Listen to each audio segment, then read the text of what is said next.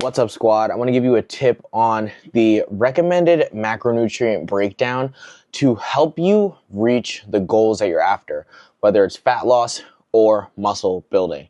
I want to start with proteins. So proteins, first of all, are essential for muscle growth and repairing the muscle that you damage during your workouts. So the squad recommendation is about 0.8 to 1 gram per pound of body weight, or ideal body weight. The optimal range is 0.8.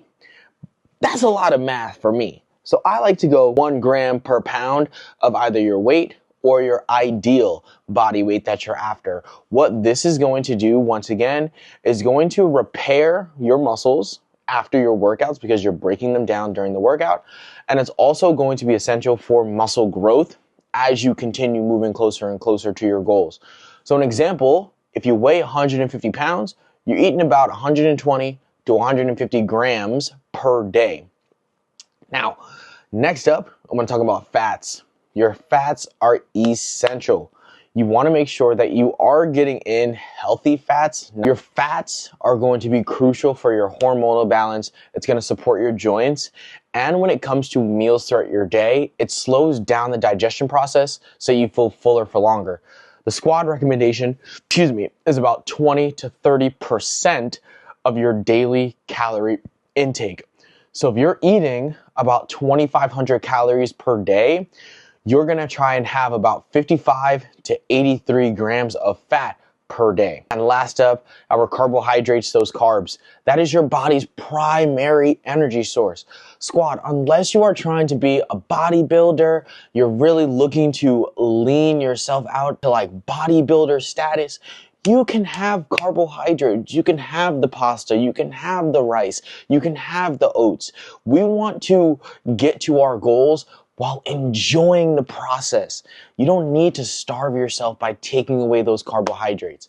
It's your body's primary energy source, especially if you're doing high intensity work or if you like to go on runs. It's getting warmer outside. I know that's something that I'm gonna be doing. And it's also gonna give you the energy for those heavy workouts. If you're in the squad, you already know I'm not telling you to lift 5 and 10 pound dumbbells. We are pushing our bodies so that you can create actual change. So why not give your body the proper fuel so that you can support it? The recommendation here is a little easier because you're just filling in the rest of your calories with those carbohydrates. So if you haven't already, make sure you check out how to find your maintenance calories in the corner right here. It'll be a video linked up there. But let's say we're back to that 2,500 calorie example. Once you find how much calories you're eating in protein and in fat, you would take those numbers, subtract it from your 2,500, and then you would just fill the rest in with those carbohydrates. But how the heck do you calculate those numbers? What does that even mean? Your proteins and your carbohydrates break down to about 4 calories per 1 gram. And then your healthy fats are a little different. For every gram, you've got 9 calories of fat. So if you're eating in our 2,500 example for a 150 pound person, you've got 2,500 is your maintenance calories. If you're 150 pounds, you're eating 150 grams of protein per day. That's about 600 calories from protein. Then, let's say we go on the higher end, a little closer to 30% on the fats. You're gonna be about 80 grams of fat per day. That's 720 calories from your fat. And then your carbohydrates, you're taking your 600 calories from your protein, your 720 from your fats, put those two together, and you're subtracting that from your 2,500. You're left with 1,180 calories, and if you divide that by 4, that's 295 grams of carbohydrates. That sounds like a lot. Your body needs a lot of fuel to support your goals, right? So make sure, if you haven't already, figure out what your maintenance calories is, and then decide how much protein you need to be eating, how much fat you need to be eating depending on if you want to have lower fats or higher fats.